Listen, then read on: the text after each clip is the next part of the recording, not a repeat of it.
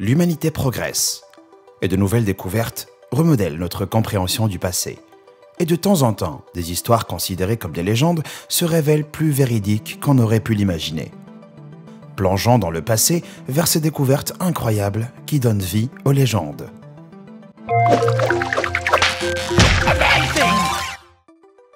Numéro 10. Des historiens préhistoriques.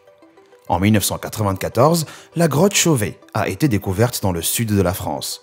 Des centaines de dessins anciens recouvrent ses murs intérieurs avec des images de lions, rhinocéros, cerfs et même de mammouths laineux.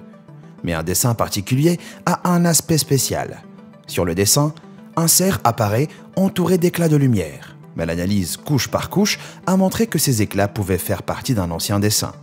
L'image originale en dessous est encore plus importante, comme elle semble représenter un volcan en explosion. Cette scène légendaire aurait été vue de génération en génération avant d'être couverte par le cerf et devait être accompagnée d'histoires épiques sur les dieux responsables de cette destruction. Mais cette légende préhistorique a été confirmée comme véritable en 2016. La datation au carbone a révélé que le dessin a été créé il y a environ 35 000 ans. D'après les géologues, à cette époque, il y avait un volcan actif à seulement 32 km au nord-ouest de la grotte Chauvet. Et à une date vraiment proche de la création du dessin, ce volcan a fait éruption, projetant des torrents de lave et de cendres dans les airs. Cette proximité indéniable entre le dessin caché et l'éruption volcanique à proximité a conduit les chercheurs à croire que la peinture documente avec quasi-certitude une éruption de ce type. Ça veut dire que le dessin Chauvet n'est pas juste une des toutes premières œuvres d'art de l'humanité. C'est aussi un des premiers morceaux de l'histoire de l'humanité. Numéro 9. La mauvaise coupe de Pelé.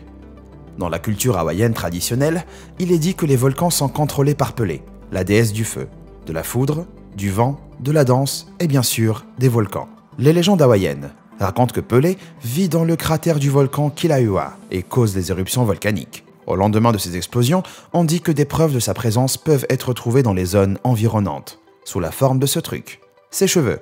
Mais plus les géologues comprennent mieux les volcans et leur magma, plus la légende s'avère étonnamment précise. Les cheveux de Pelé sont souvent déposés sur les rochers et les arbres après des éruptions. Ce matériau étrange est en fait formé par l'étirement du verre basaltique fondu à partir de lave. Et quand la matière volcanique est projetée vers l'extérieur, une partie se solidifie sous la forme de ces masses. Imaginez tomber sur ce truc sans connaissance scientifique ou géologique. Et est-ce qu'on peut vraiment blâmer les anciens Hawaïens qui ont découvert ce truc après de violentes éruptions, pour avoir cru que c'était le cheveu de l'être qui dévastait leur terre? Numéro 8. Le tsunami divin. Mahabalipuram est une ville ancienne dans le sud de l'Inde. Entre le 3e et le 9e siècle, les pièces maîtresses de Mahabalipuram étaient ces 7 beaux temples. Mais selon la légende, la beauté de Mahabalipuram a rendu Indra, la divinité de la pluie et des tempêtes, jalouse. Dans sa jalousie, Indra a submergé la ville sous la mer dans une grande tempête. Et pendant des siècles, un seul temple est resté au-dessus de l'eau, ce qui a amené les historiens à croire que les autres étaient soit inventés, soit perdus à jamais. Mais le tsunami dévastateur de 2004 a étendu le rivage de 490 mètres. Et ce qui a été révélé a donné vie aux légendes. Une longue rangée de gros rochers a émergé de l'eau. Mais ils n'avaient rien de naturel. Ils étaient artificiels. Ces structures étaient en fait les restes des temples perdus. Mais comment ces monuments ont été submergés reste incertain. Même si certains pensent que les temples ont été submergés par un tsunami en 952. Si c'est vrai, ça veut dire que les forces naturelles qui les ont submergés les ont révélés une fois de plus, des siècles plus tard. Numéro 7. L'explosion de 7000 ans. Avant la colonisation de l'Australie par l'Empire britannique, la culture aborigène était très peu écrite. La plupart de l'histoire autochtone était conservée grâce aux traditions de narration orale. Et avec cette méthode, on pourrait s'attendre à ce que ces histoires perdent de leur véracité avec le temps. Mais attendez, un conte partagé depuis 7000 ans par les aborigènes de Gugu-Badoun raconte qu'une explosion qui a fait trembler le sol a rendu la terre si chaude qu'elle a enflammé l'Australie. Une histoire similaire raconte l'histoire d'un sorcier diabolique qui a créé une fosse abyssale dans la terre, d'où surgit un brouillard toxique qui obscurcit la terre. Quiconque errait dans le brouillard n'en sortait pas. Ce brouillard mortel semble étonnamment d'origine volcanique, étant donné que les éruptions volcaniques relâchent souvent des nuages énormes de cendres allant jusqu'à 760 degrés dans les zones environnantes. La fosse du sorcier fait penser un peu à la caldeira d'un volcan, et l'histoire d'une explosion infernale qui recouvre le sol de flammes ressemble bien à un volcan. Mais l'Australie n'a pas de volcan actif. Alors, comment tout ça pourrait être basé sur des faits? Eh bien, des recherches récentes ont montré que l'Australie avait des volcans il n'y a pas si longtemps que ça. Et en examinant des échantillons de roches provenant de coulées de lave autour d'un site particulier, le cratère Kinrara, les chercheurs ont découvert qu'une éruption majeure avait eu lieu il y a 7000 ans, exactement à la même époque de l'histoire aborigène. Et l'éruption de Kinrara a bien laissé un grand cratère dans le sol avec beaucoup de cendres et de lave, expliquant le brouillard et le feu de l'histoire. C'est fou ça, ces légendes orales transmises sur 230 générations étaient bien vraies. Numéro 6. L'impression de couler.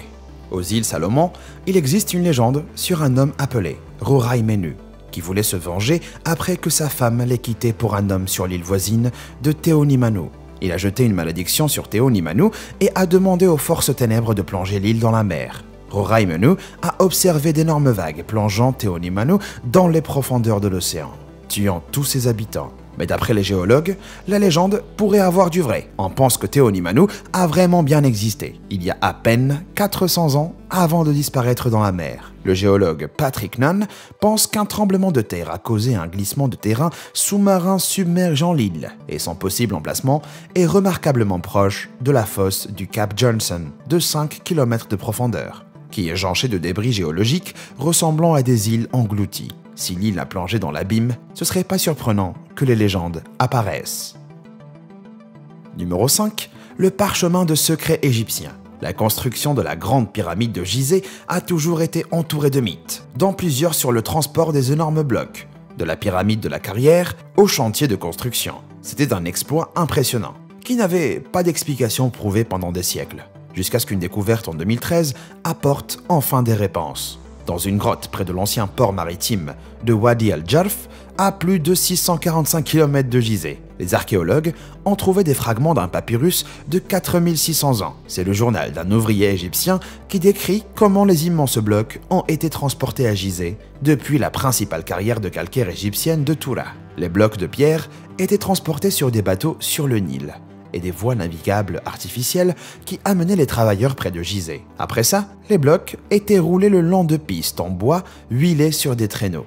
Et malheureusement pour les aliens, tous les mérites revient aux Égyptiens.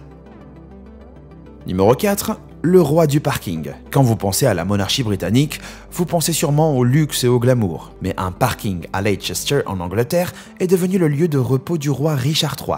Richard III a été tué à la bataille de Bosworth en 1485, à l'église Greyfriars de Leicester. Environ 50 ans plus tard, Henri VIII a ordonné la démolition de nombreux monastères, dont Greyfriars, et le corps de Richard III a été perdu. Le mystère légendaire de la dernière demeure de Richard a duré des siècles. Mais au début des années 2000, un collectif d'historiens a réalisé que le site de l'église était probablement enterré sous un parking. Ils ont commencé à collecter des fonds pour fouiller le site. Et en août 2012, ils ont découvert le squelette d'un jeune homme blessé au combat, correspondant aux blessures du roi. Quand une dent s'est avérée correspondre à l'ADN d'un descendant du roi, les théories des chercheurs ont été confirmées. L'affaire vieille de plusieurs siècles a finalement été classée. Et maintenant, on sait que ce bon vieux Richard a réalisé à quel point il est important d'arriver tôt pour avoir une bonne place de parking. Numéro 3. Le destin de l'Atlantide. En 360 avant Jésus-Christ, le philosophe grec Platon a raconté l'histoire de l'île de l'Atlantide. Il décrit une société presque parfaite, vivant dans une ville emmurée. Les Atlantes ont subi des tremblements de terre et inondations violentes, qui ont fini par faire disparaître leur île dans les profondeurs de la mer. Plusieurs historiens pensent que l'Atlantide est un lieu purement fictif. D'autres croient que l'Atlantide est une allégorie sur la montée et la chute de vraies civilisations anciennes, comme les Minoens. Mais la similitude entre l'histoire de l'Atlantide et les Minoens pourrait ne pas être qu'une métaphore. Des fouilles de l'île grecque de Saint-Orin dans les années 1960 ont révélé que bien avant la construction des villes actuelles, d'anciennes colonies de l'âge du bronze minoenne y avaient prospéré. Mais vers 1600 avant Jésus-Christ, une énorme éruption volcanique a anéanti les Minoens de Saint-Orin et dévasté les terres aux alentours. Santorin, construite sur un volcan semi-submergé, qui a fait éruption, n'avait aucune chance. Une éruption de cette ampleur aurait fait s'effondrer la Terre dans l'océan. Mais avant que ça n'arrive, l'île aurait bien pu correspondre aux descriptions de Platon d'une ville emmurée. S'il est encore difficile de savoir si l'Atlantide était réelle, la montée et la chute des Minoens de Santorin correspondent étrangement bien à la description de Platon. Numéro 2. Le vrai joueur de flûte. L'histoire du joueur de flûte de Hamelin est racontée aux enfants du monde entier. Mais l'histoire a des origines très sombres. Dans l'histoire actuelle, le joueur de flûte emmène une infestation de rats hors de la ville grâce à sa flûte magique. Quand les villageois refusent de le payer, il se venge en utilisant sa flûte pour attirer les enfants de la ville avec lui. Mais l'histoire repose étonnamment sur des faits, même si l'identité du joueur de flûte et ce qu'il a fait a été très débattue. Une inscription sous un vitrail qui existait autrefois à Hamelin raconte comment en 1284, un joueur de flûte colorée est venu à Hamelin et a emmené 130 enfants. Avec l'association des rats avec la peste noire, on a longtemps cru que les enfants mentionnés étaient des victimes de la peste, pour laquelle le joueur de flûte était une métaphore. Mais au cours des 2 dernières décennies, les historiens ont émis l'hypothèse que les enfants de Hamelin avaient peut-être été attirés hors de la ville dans le cadre d'une sinistre pratique médiévale. Des familles vendaient leurs enfants pour coloniser des terres vierges. Mais la théorie la plus étrange fait le lien entre le joueur de flûte et un phénomène bizarre que les historiens appellent la manie dansante. Au Moyen-Âge, des groupes de personnes ont été plusieurs fois pris par une envie incontrôlable de danser. Sans rire. C'était si fort que des groupes d'hommes, de femmes et d'enfants allaient de ville en ville, dansant jusqu'à la mort. On pense maintenant que cette forme de psychose de masse était causée par la consommation accidentelle d'un champignon psychoactif appelé ergot, qui infectait le blé utilisé pour faire du pain. Donc l'histoire pourrait parler d'une de ces horribles folies infectieuses. L'histoire aurait même pu s'inspirer de toutes ces théories à la fois. Il y a des preuves pour toutes, et ne fait aucun doute que les enfants de Hamelin ont bien disparu. Quelle qu'en soit la cause, c'est un passage historique étrange. Numéro 1.